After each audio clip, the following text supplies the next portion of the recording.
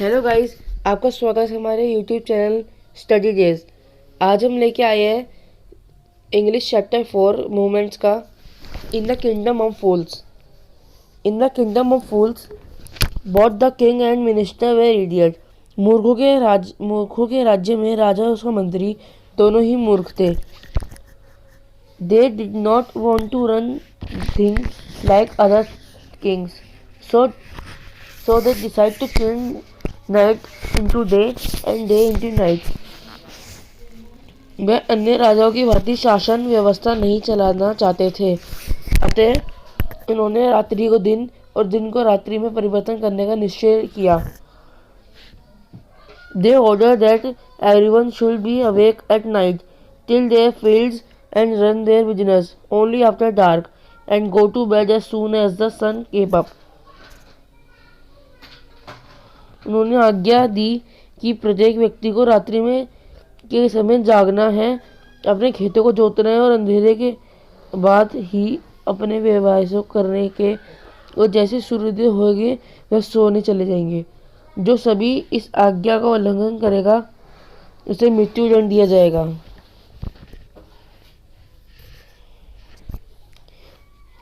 The people did as they were told for fear of death।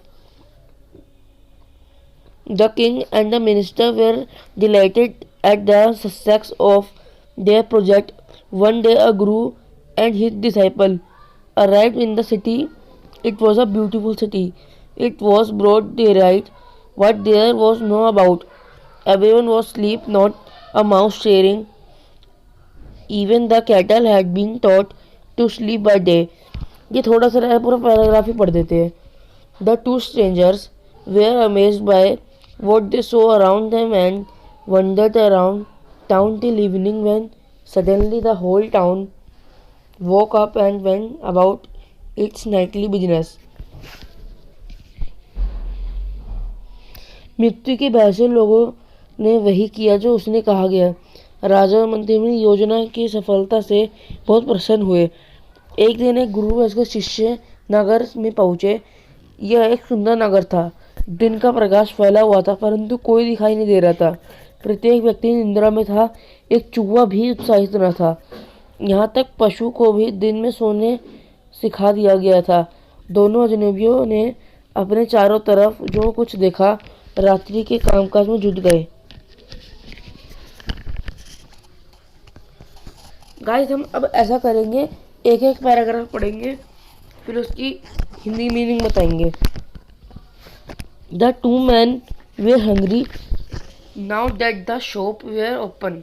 They went to buy some groceries to their astonishment। They found that everything cost the same, a single dodo। Whether they bought a measure of rice, a bunch of bananas, it cost a dodo। The guru and disciple were delighted। They had never heard of anything like this। They could buy all the food they wanted for a rupee। दोनों ही आदमी भूखे थे। अब चूंकि दुकान खुल चुकी थी तो वह कुछ सामान खरीदे चल दिए। उन्होंने देख के चकित रह गए। प्रत्येक वस्तु का दाम एक ही डूडू था। मैं आपको बता दूं, डूडू यानी 1 रुपया। चाहे चावल लो या एक केले का गुच्छा लो, कुछ भी लो, सिर्फ 1 डूडू यानी 1 रुपये के अंदर आएगा। हर वस्तु की कीमत सिर्फ 1 डूडू था। गुरु और उसका शिष्य प्रसन्न थे। उन्होंने पहले कभी ऐसा नहीं सुना था। वे खाने को सभी वस्तुएं एकमात्र रुपये में खरीद सकते थे। When they had cooked and eaten, to Guru realized that this was kingdom of fool and it would be good idea for them to say where। This is no place for us, let go, he said to his disciple। But the disciple did not want to leave the place।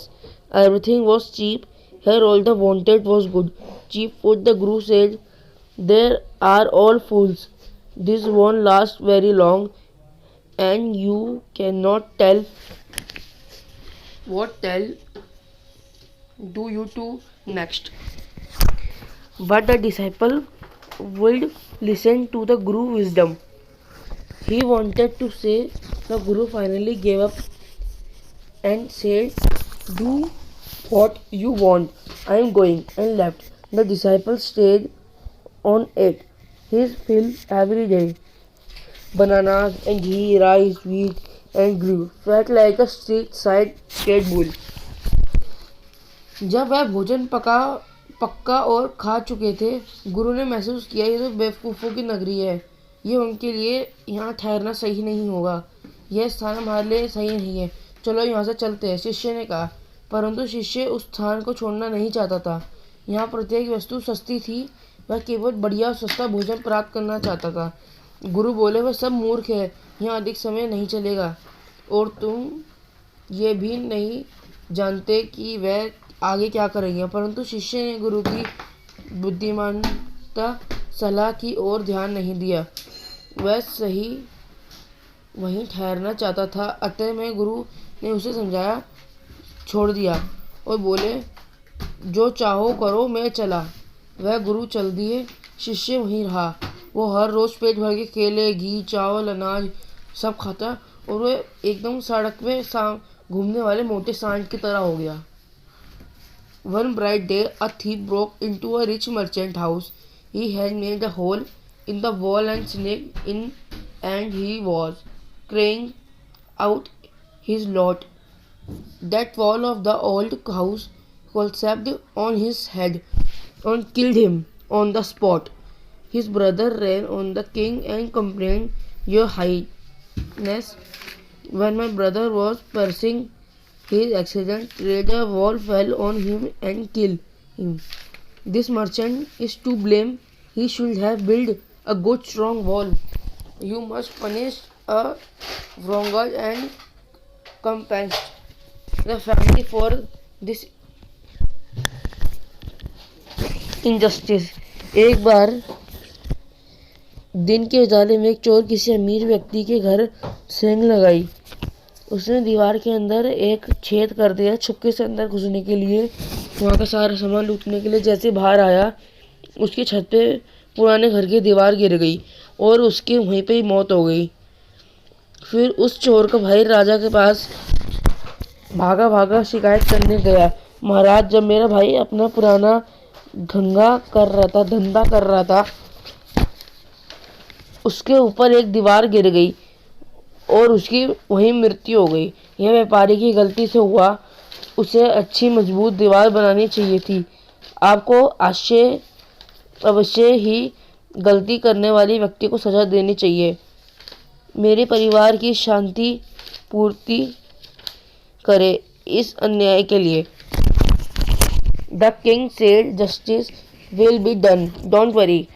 And at once summoned the owner on the house. When the merchant arrived, the king questioned him, "What's your name?"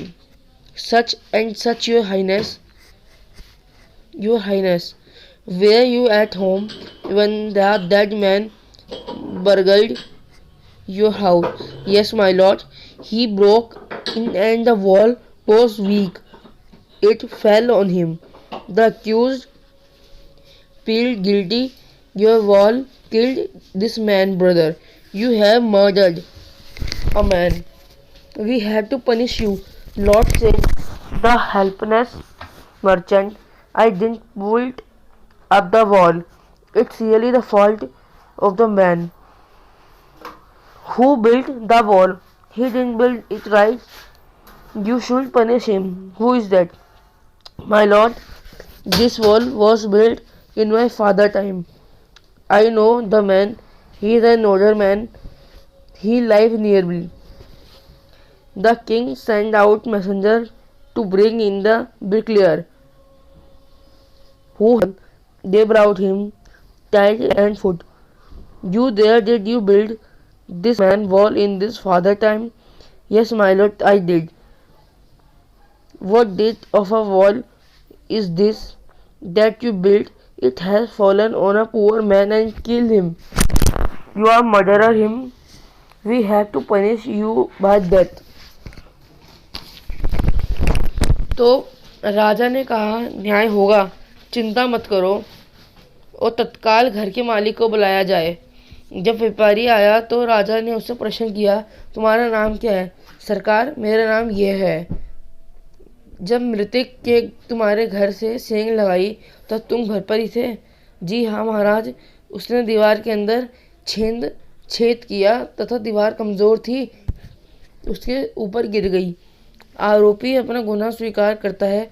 तुम्हारे दीवार ने इस आदमी के भाई की जान ली है, तुम एक इंसान की हत्या के दंड देंगे। हुजूर, बेबस व्यापारी बोला, मैंने तो दीवार बनाई ही नहीं, वास्तव में उस आदमी का दोष है जिसने दीवार बनाई थी, उसने इस सही ढंग से नहीं बनाई, आपको उसे सजा देनी चाहिए। कौन है वह? हुजूर, ये दीवार मेरे पिताजी के समय बनाई गई थी, उस व्यक्ति को जानता हूँ। अब वह वृद्ध व्यक्ति है जो नज़दीक ही रहता है। राजा ने अपने संदेश सेवकों को उस राजमिस्त्री को पकड़ लाने के लिए भेजा जिसने दीवार बनाई थी। वह उसे हाथ पैर बांधकर ले आए। तुम थे क्या? तुमने इस व्यक्ति के पिता के सामने समय दीवार बनाई थी? जी हाँ सरकार, मैंने ही बनाई थी। ये कैसी दीवार बनाई तुमने?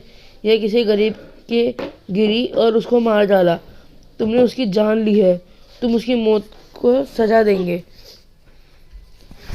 गाइस, अब अगर आपको इसके आगे का चैप्टर समझना है तो हमारे चैनल को सब्सक्राइब कीजिए। इसका दूसरा पार्ट आएगा जब हम आपको समझाएंगे इसका अगले का।